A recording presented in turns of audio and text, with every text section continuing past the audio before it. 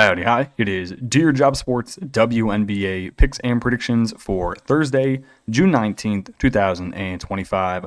We're looking at the best bets of the day. Let's get into the video. All right, first things first, we're going to take a peek at our previous day's results. 2-2 on the day, bringing our season record to 74 and 73. Now I'm going to recap these games real quick, then we'll get on to the picks for tomorrow.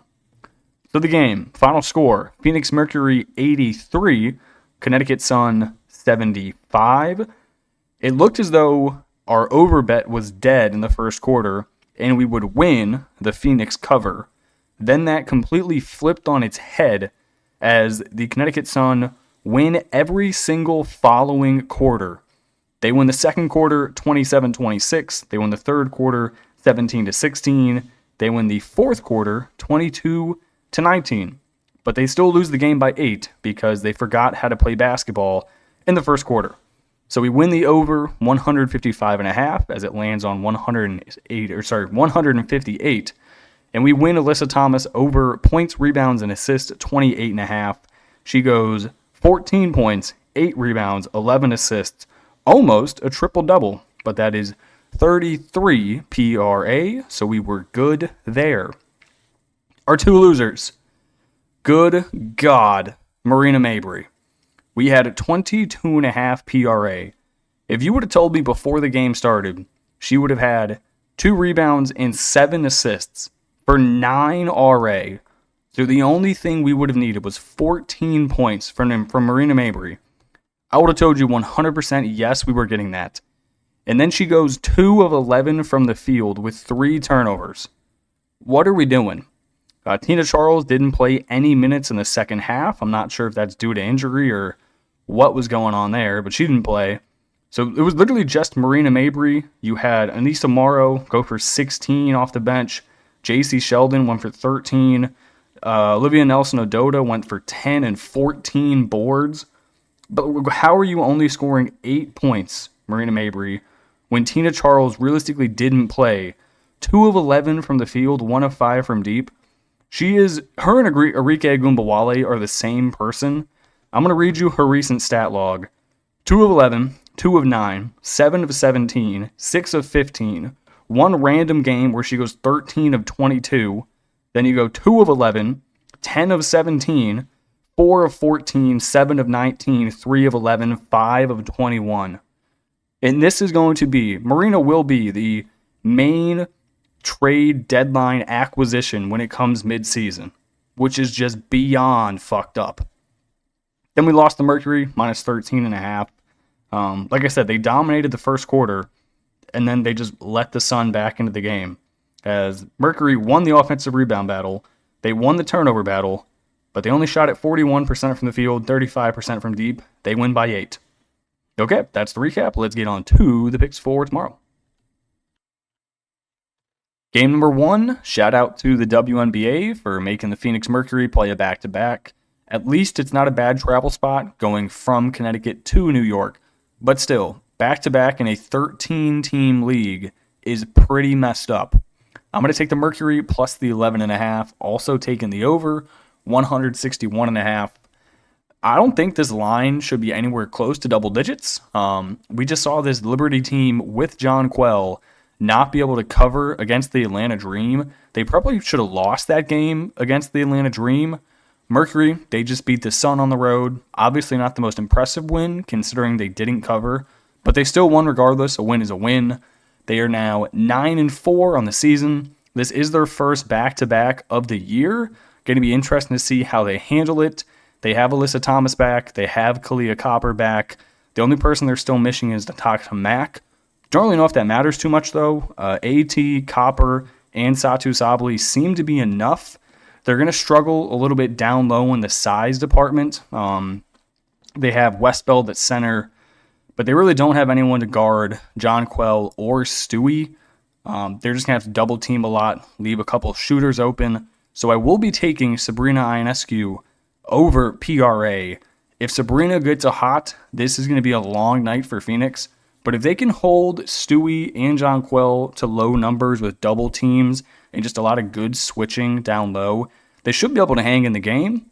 Liberty 10-1 on the year, coming off of that big comeback win at home against the Dream. In the first 3 quarters of that game, they were getting fucked up. I think they were down, I want to say like 6 or 7 going into the final quarter. They ended up being able to figure it out and winning at the end. Without Leona Fibic, this Liberty defense really isn't that good. Your guard play turns into Natasha Cloud and Sabrina. Neither of them are really known for their defense.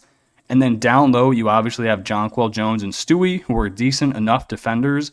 But the Mercury aren't going to really look to hurt you down low. Alyssa's going to drive, kick out. You have Sably, you have Copper. They're just a good team. They're a veteran team. I trust the Mercury plus 11.5. I think double digits is simply too big of a number. Give me the Mercury, and then I'll take the over. I legitimately could see Sabrina going for 30 plus again this game. It's going to be a lot of 3-pointers.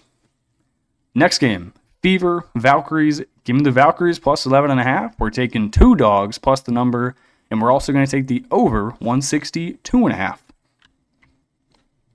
All right, so Indiana Fever, this is their first time heading out to the West Coast. I don't think it's going to go well. That's why I'm taking the Valkyries plus the 11.5. Yes, they have won both of their games since Caitlin Clark has returned, and honestly pretty convincingly against the Liberty and the Sun. But this Valkyries team is a stubborn bunch, and the Bay will be sold out. This will be their first home game against Caitlin Clark, so they're going to be lit. Fever, 6-5 on the year, coming off of back-to-back wins. With Caitlin, this team is obviously a different animal. They proved without her, they suck. With her, they are potentially a championship contender. Their defense, it is ranked high, but this is their first trip out west. Normally, you want to fade teams in their first game out west. Just a travel spot. Your circadian rhythm's not really on. And the Bay seemingly is a pretty lit place to play. Valkyries, they just lost to the Wings. Not ideal, but at home, they're 3-2. They're a gritty team under Natalie Nakase. They did lose a ton of their starters. I think it was 3 starters they lost to Eurobasket for about the next month. But they signed a bunch of players. I really don't think it matters who is on this team in terms of roster-wise. Natalie is going to coach them well enough that they are competitive in every single game they play. They have covered this number in 8 out of their 11 games this season. Considering the Valkyries' preseason win total was 7.5 games, this team is playing absolutely lights-out basketball for who they have. I trust them here enough at home to keep it within single digits. I could see this being Fever 91, Valkyries 83 type of game. But if the Fevers do end up covering, I think they're going to hit the over because that just means Caitlin Clark and company went absolutely ballistic from deep. So give me the Valkyries at home plus the points, fading the Fever on their first West Coast trip. And then give me the over, 162.5. All right, player props. I could only find player props on the first game. I don't know why the props aren't out for the Valkyries and Fever, but I probably would have run back Kayla Thornton, even though she royally screwed us the previous time we took her at the Wings, missing by half a point. I think I would have run that back, but I don't know what the number would have been because the lines aren't out. So instead, we are just going to go with Alyssa Thomas. I'm taking her PRA over, and then we're going with Sabrina PRA over as well. AT, they only moved the point up 1 point. And am I saying if it ain't broke, don't fix it? She's been absolutely balling since coming back from injury. This is a massive game for the Mercury, coming off of a 33 and 31 point rebounds and assists style game, putting up double-doubles in both. The Liberty, they're a solid defensive team, but like I said previously, they're without Leona Fibic. That is a big guard that is going to be switching onto AT a decent amount of the time. So instead of 6'2 Leona Fibic, you get a much smaller Sabrina switching onto you. That is going to be very advantageous for Alyssa Thomas getting her PRA up there. If they're going to stay in the game, it's going to be because of AT and Satu Sabali and Kalia Copper, but I like AT. 29.5 seems too low. I think she ends low to mid-30s once again. Then the other person, we're going Sabrina PRA over 28.5. No one's really been talking about how good Sabrina has been this year. She's been strapping recently. She has hit this PRA number in each of her last 3 games, it really hasn't been close. She has dropped 34 points. I'm talking just points in her last 2 games straight up. She's shooting at 46% from the field, averaging over 5 assists a game. The bulk of the Mercury defense is down low. Once you get beneath the hoop, you got to deal with Sably. You have to deal with AT. They don't really pressure you that much on the wings. If you're an open 3-point shooter, you're going to have success here. Mercury are going to be focused with Stewie and Jonquel down low. They're going to double and trap. Jonquel and Stewie can simply pass out of it because they're taller than the Mercury's inner defenders. Going to leave Sabrina wide open. Also, don't mind Natasha Cloud points over, but she hasn't been shooting the ball well recently, so I don't really want to delve into that. I will simply take Sabrina PRA over.